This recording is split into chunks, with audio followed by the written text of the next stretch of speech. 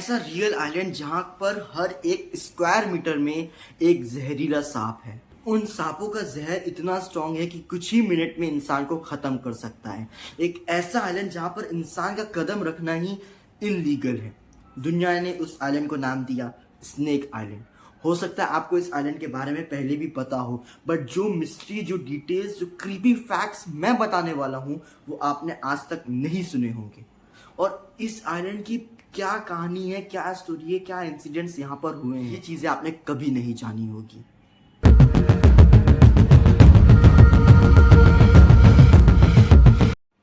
जैसे मैंने कहा कि ये कोई मूवी का कॉन्सेप्ट नहीं, ये एक रियल आइलैंड है। ब्राज़ील का आइलैंड है और उसका ये नाम है। मैं देखिए पढ़ने नहीं वाला क्योंकि इतना खतरनाक नाम है ब्राज़ीलियन लैंग्वेज में, बट दुनिया ने इसे नाम दिया स्नेक आइलैंड। ये आइलैंड सिर्फ 33 किलोमीटर ही बड़ा है, बहुत छोटा आइलैंड है। और रिपोर्ट्स के हिसाब से यहाँ पर 2000 से 4000 तक स्नेक्स है। पुरानी रिपोर्ट्स की अगर बात करें तो वो एग्जैजरेटेड थी, मतलब कि 4 लाख स्नेक्स बोला जाता था, जो कि एक मिथ है, ऐसा अभी मानना है। तो वहाँ पर किसी का भी जाना इलीगल है। वहाँ पर सिर्फ ब्राज़ीलियन नेवी और सिलेक्टेड रिसर्चर्स को ही परमिट है। यहाँ का मेन स्पीशीज है गोल्डन लैंस हेड, जो कि एक एक्सट्रीमली वेनेमस पिट वाइपर है।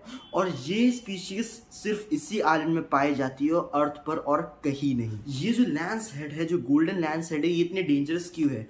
इसकी एक छोटी सी स्टोरी है। जो इनका मेन लैंड था वो सेपरेट हो गया इस आइलैंड से। तो मेन लैंड पर थे लैंस हेड जिनको इतनी प्रॉब्लम नहीं थी, बट जब प्रॉब्लम तब हुई जब ये आइलैंड सेपरेट हो गया मेन लैंड से। तो यहाँ पर जो लैंड्स हेड थे उनका डाइट चेंज हो गया और अब उनका डाइट सिर्फ और सिर्फ बर्ड्स पर डिपेंड करता है। बर्ड्स उड़ सकते हैं तो उनको बहुत ही फास्ट एक्ट करना पड़ता है और उनका वेनम, मतलब कि पॉइजन 3 to 5 टाइम्स स्ट्रॉन्गर हो गया। मतलब कि अगर उन्होंने आपके बाइट करा तो आपकी टिश्यूज डैमेज हो जाएगी, इंटरनल ब्लीडिंग बहुत फास्ट होएगी और अगर उस बाइट को ट्रीट नहीं किया गया तो आप मर भी सकते हैं। 1909 to 1920 के बीच में यहाँ पर एक लाइट हाउस बनाया गया। लाइट हाउस के ऑटोमेशन के बाद यहाँ से ह्यूमन स्टाफ हटा दिया गया। लोगों के हिसाब से जो आखिरी बंदा था, जो फैमिली कीपर था यहाँ का, उसे स्नेक्स ने किल कर दिया। बट हिस्टोरियंस इस बात को कंफर्म नहीं करते हैं। ये एक अर्बन लीजेंड माना जाता है। लीजेंड मतलब कि पुरानी कहानियाँ, क्योंकि कहानियाँ फिक्शनल होती है और इंसिडेंट्स रियल होते हैं। तो ब्राज़ीलियन आइलैंड ने इस एरिया को प्रोटेक्टेड डिक्लेयर कर दिया, इसीलिए यहाँ पर किसी का भी जाना इलीगल माना जाता है। बट एक और सबसे बड़ा रीज़न है यहाँ पर एंट्री इलीगल और रिस्ट्रिक्टेड करने का। सबसे बड़ा रीज़न तो पब्लिक सेफ्टी है और दूसरा सबसे बड़ा रीज़न ये है कि देखिए, चाहे जितना भी कुछ भी डेंजरस हो, चाहे वो आइलैंड हो या कोई चीज़ हो, सबसे डेंजरस चीज़ जो इस अर्थ पर है वो है इंसान और इंसान का माइंड। तो इस आइलैंड को इसलिए भी प्रोटेक्टेड डिक्लेयर किया गया है ताकि इलीगल सेल्स से बच सके ये जो स्पीशीज़ हैं, क्योंकि ये एंडेंजर्ड और वाइल्ड लाइफ स्पीशीज़ है जो खाली इसी आइलैंड पे मिलती है। और जो गोल्डन लैंड्स है जिसके बारे में मैंने बात करी, ये थाउजेंड्स ऑफ डॉलर्स का ब्लैक मार्केट में बिक सकता है। इसलिए इनको उठा के भर के ना ले जाए कोई और सेल ना कर दे, इसलिए भी इस आइलैंड पर एंट्री को इलीगल डिक्लेयर करके रखा है। ये आइलैंड साइंटिफिकली भी बहुत इंपॉर्टेंट है। यहाँ पर डिसऑर्डर्स की टेस्टिंग होती है, पता चल जाता है कि कौन सा डिजीज हो सकता है और अलग अलग चीज़ें हैं जो साइंटिफिक टर्म्स हैं। और साइंटिस्ट का कहना है कि जो चीज़ें डेंजरस होती है कभी कभार वही मेडिसिन बन जाती है। तो यहाँ पर भी रिसर्चर्स एक्सपेरिमेंट्स चलते रहते हैं। अब एक बहुत बड़ी चीज़ जो मिथ है वो मैं आपको बता दूँ। लोग कहते हैं कि यहाँ पर हर स्क्वायर मीटर में 5 स्नेक हैं, बट रियलिटी ये है कि हर स्क्वायर मीटर में 5 स्नेक नहीं है।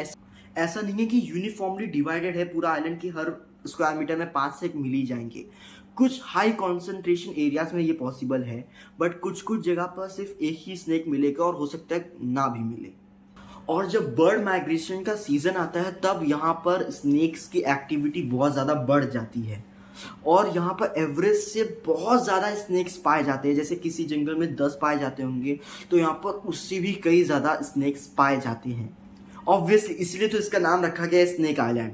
और ये जो आइलैंड है ये बायोलॉजी के स्टूडेंट्स के लिए बहुत ही काम वाला है, क्योंकि यहाँ पर साफ इवोल्यूशन का केस स्टडी देखा जा सकता है।